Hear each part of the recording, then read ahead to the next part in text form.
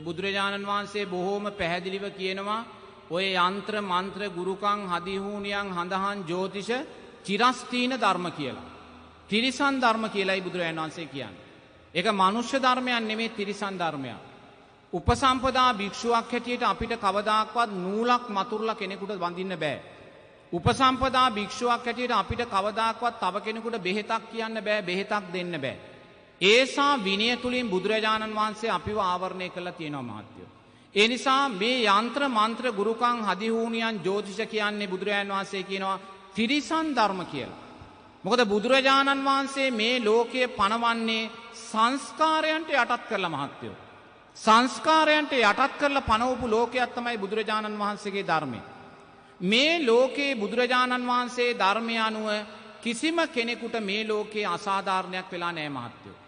කෙනෙක් කන්න නැතුව අනාථ කඳවුරක බඩගින්නේ දඟල ඉන්න පුළුවන්. ඒ කෙනාටත් අසාධාරණයක් වෙලා නැහැ මහත්තයෝ. මෙතනින් එළියට යනකොට පුංචි දරුවෙක් පාරේ මරලා දාලා ඉන්න පුළුවන්. ඒ දරුවාටත් අසාධාරණයක් වෙලා නැහැ මහත්තයෝ. මොකද බුදුරජාණන් වහන්සේ දේශනා කරනවා අපි කළා වූ දෙයයි අපිට මේ ලැබිලා තියෙන්නේ කියලා. ඔබ මේ මොහොතේ ඔබේ ඇහෙන් කඳුලක් කෙලනවා නම් ඒ ඔබ සංසාරේ කාට හරි කඳුලක් දීලා තියෙනවා පින්වතුනි.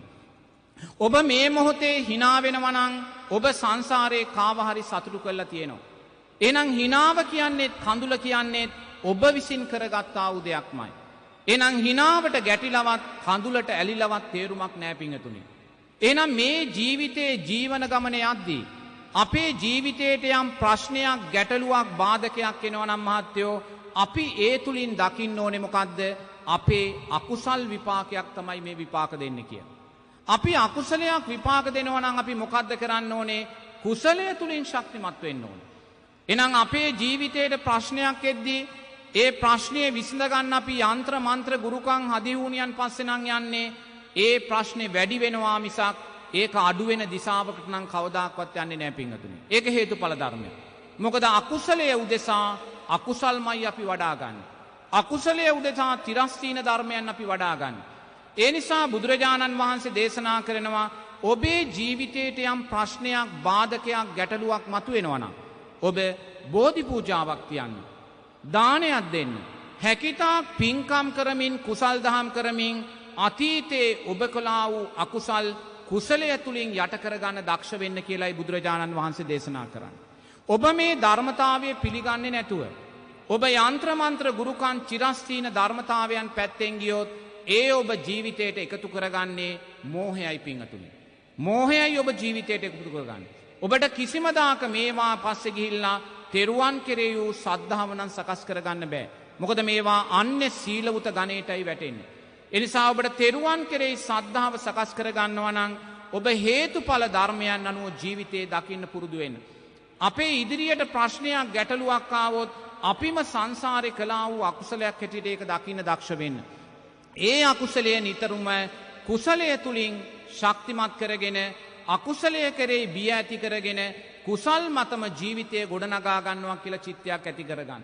යම් හේකින් ඔබලා සීමාව ඉක්මවලා යంత్ర මන්ත්‍ර ගුරුකම් ජ්‍යෝතිෂ පටුපස්සේ ගියොත් ඊළඟ ජීවිතේ අනිවාර්යෙන්ම මන්ද බුද්ධික ජීවිතයක් තමයි ඔබලාට ලැබෙන්නේ.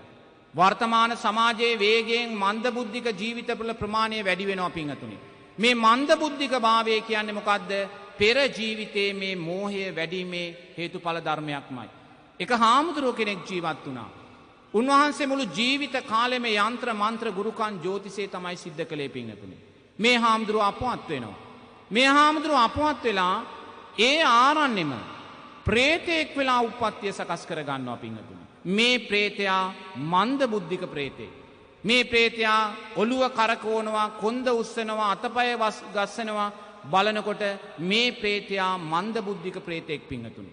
එතකොට ප්‍රේත ලෝකයේ ඉපදුනත් මන්ද බුද්ධික ප්‍රේතෙක් වෙලා උප්පත්තිය සකස් කළේ. ඇයි? ජීවිත කාලය තුල මෝහයයි ජනතාවට බෙදලා දුන්නේ. මුලාව මෝඩකම සංස්කාරයෙන් ලෝකයාව බැහැර කළා. එනිසා ඔබලා මේවා පසුපස්සේ ගමන් කළොත් පින්වතුනි මේ ජීවිතේ විනාශය කරා යනවා වගේම මතු ජීවිතය මන්ද බුද්ධික ජීවිත ලබා ගන්න හේතු වෙනවා කියලා බුදුරජාණන් වහන්සේගේ ධර්මය අනුව අපි සිහි තබා ගන්න ඕනේ. ඒ නිසා සංස්කාරයන් මත ජීවිතේ දකින්න. මෙතන ඉන්න කාටවත් කොතනකොටවත් අසාධාරණයක් වෙලා නෑ පිංහතුනි. ඔබ කලා වූ දේ ඔබට ලැබිලා තියෙනවා. ඔබ කලා වූ දේ ඔබට ලැබිලා තියෙනවා නම් ලැබුණ දේ ඔබ සතුටින් බාර ගන්න ඕන. මම මෙතන ඉන්නේ මං කලා වූ දේ නිසා.